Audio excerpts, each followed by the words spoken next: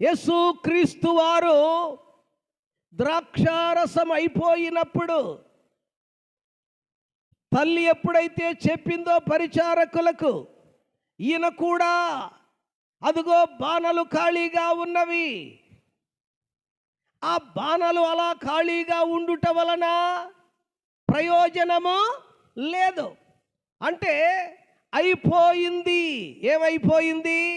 సంతోషము అయిపోయింది. ద్రాక్షారసం అయిపోయిందంటే వారి హృదయాలలో ఏమి లేదు? సంతోషము లేదు. ద్రాక్షారసం అయిపోయిందంటే వారి జీవితాలలో ఏమి లేదు? సువాసన లేదు. ద్రాక్షారసం అయిపోయినదంటే వారికి ఏమి లేదు?